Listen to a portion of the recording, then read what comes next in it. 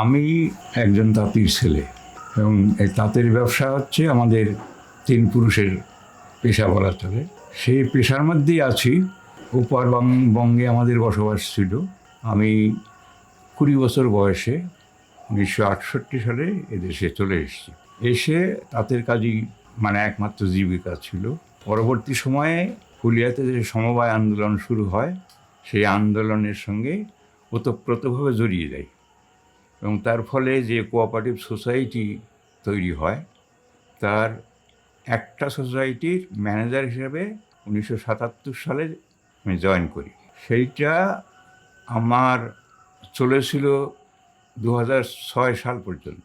তারপরে যখন রিটায়ার করলাম, তার পাশে যে সমবায় সমিতিটা ছিল, তারা আমাকে অফার দিল যে আপনি অবসর জীবনটা আমাদের সঙ্গে কাজ করে কাটান। এখন তাদের সঙ্গেই মিশে কাজ করছি। ফুল টাইম জব নয়, ওদের প্রয়োজন যখন যেরকম প্রয়োজন হয় সেরকম ডাকলে আমি ওদের সঙ্গে গিয়ে কাজ করি।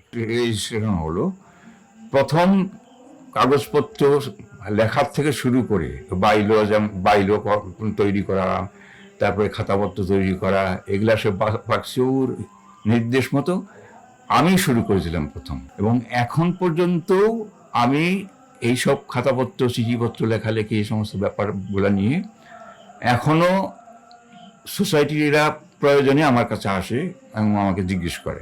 এই যে শুরু হলো, তারপরে আমি আর এদিক ওদিক তাকাতে পারিনি।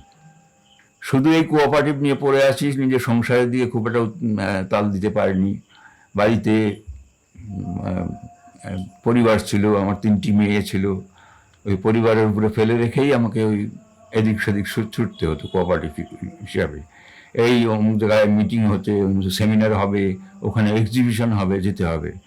এই করে আমাদের কর্মচারীও ছিল, 10-12 জন করে কর্মচারী ছিল। এবং আমি এখন পর্যন্ত লেগে আছি, কারণ এখনও কিছু ভুল ত্রুটি হলে পরে আমি চোখে আঙ্গুল দিয়ে দেখিয়ে দিই এই যে এই জিনিস হয়েছে, এবং ওরা আমাকে মোটামুটি মানে, শ্রদ্ধা করে।